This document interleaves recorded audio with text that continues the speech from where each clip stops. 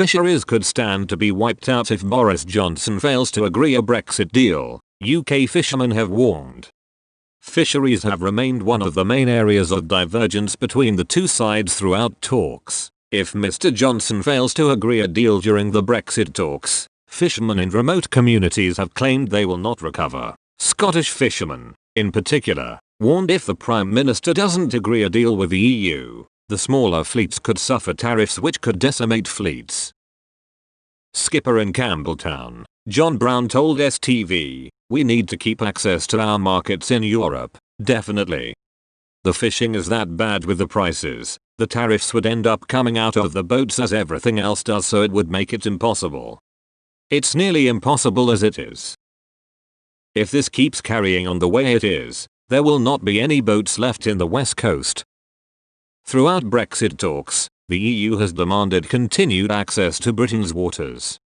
States such as France are one of the largest benefactors of Britain's waters and have, therefore, demanded similar access and quotas shares as to what they have under the Common Fisheries Policy, CFP. Under the CFP, EU fishermen are given equal access to Europe's exclusive economic zone, despite the UK's rich and large coastal area. Due to France's need for UK fish, processors in Scotland are also concerned boats may blockade ports or halt UK exports. Jamie McMillan, managing director of Lockfine Sea Farms in Tarbert, said, 50–60% of our sales are sold to the EU. Tarbert was built on fishing and fishing heritage has been in my family for generations. The local economy, if it didn't have fishing, would only have tourism.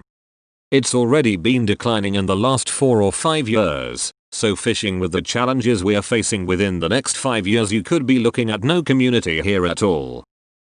Now free from the EU, Lord Frost has demanded the UK must be able to govern its own waters.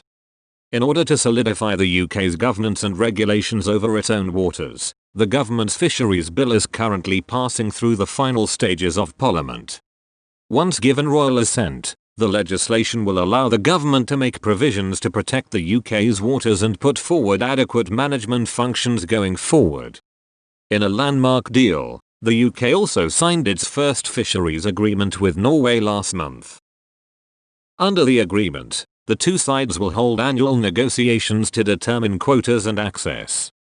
Commenting on the deal, Environment Secretary George Eustace said, "I am delighted that a framework fisheries agreement with Norway has been successfully secured.